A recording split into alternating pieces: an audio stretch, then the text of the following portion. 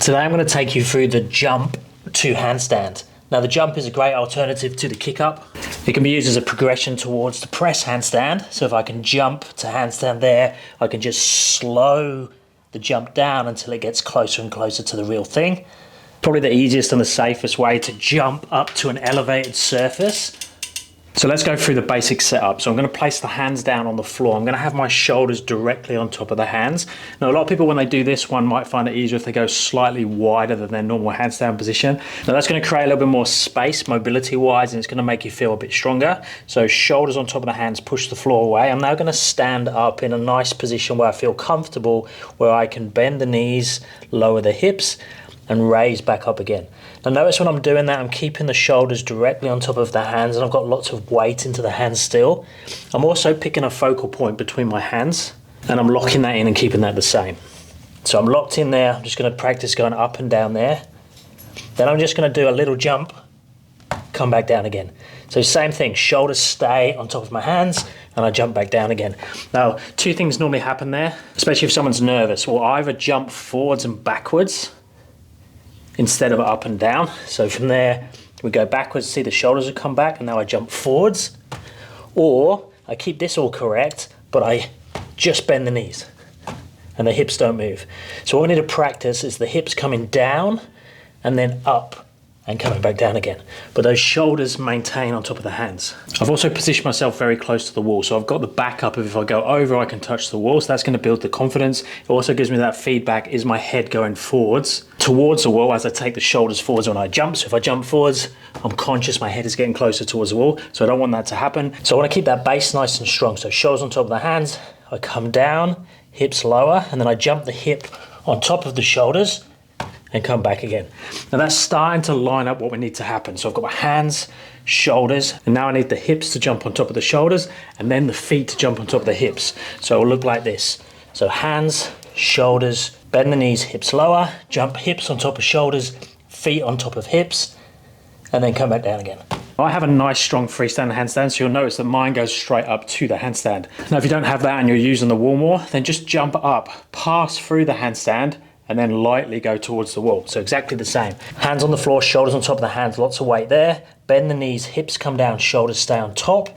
Jump the hip on top of the shoulders, the feet on top, and then slowly go to the wall, and then reverse it back down again. And I recommend you video from the side so you can see what's happening. Make sure the hands stay there, shoulders stay on top of the hands, hip jumps on top of the shoulders, the feet go on top of the hips. Now we have a few options in terms of what happens to the legs. Now if you notice when I do this one, I'm just leaving my legs apart, not really worrying about them. They're just going up in line with the shoulders. So if you watch what happens from the back, so I dip the legs, shoulders stay on top of the hands, jump the hip on top, then the feet on top. See the legs are staying in a comfortable position for me. Now, depending on your mobility, we can start to play with other positions. So we could pass through straddle. So exactly the same setup. My feet are shoulder width apart still. I drop the hip exactly the same, but when I jump, my feet go around the outside and then finish in my straight position. And then I come back down through that pathway again. But notice I'm landing with the feet shoulder width apart. I'm not out into that wide position. I'm landing here, and if I wanted to, I could then jump back through that pathway again and back again.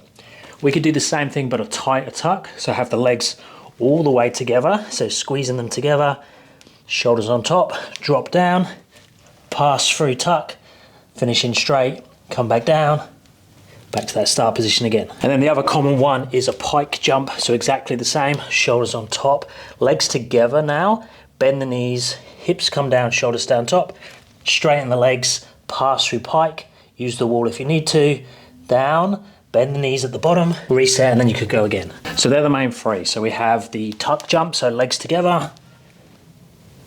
We have the straddle. And then we have the pike. But to start with, when you're learning, I wouldn't even worry about the legs. I would just focus on hands, shoulders, hips jump on top, then feet jump on top of the hips. And if you struggle with any of those, so if you're working to a particular one, even if it's the very first one, just go through the eccentric to start with. So kick up and then pass through the one you're trying to do. And then you could trace that pathway back up. So the eccentric always shows us the pathway to go through. It'll show you where your mobility is and it'll show you where you're comfortable. Now a nice drill that can help us go up is to use that elevation for the hands. So if I place my hands on yoga blocks, shoulders on top exactly the same. Now I have to jump a little bit harder, but I still go straight up. That encourages that up movement and not the forwards movement. And you can just build upon that and just keep raising the surface up. So shoulders on top, dip the knees, jump up on top of there, and then back down again.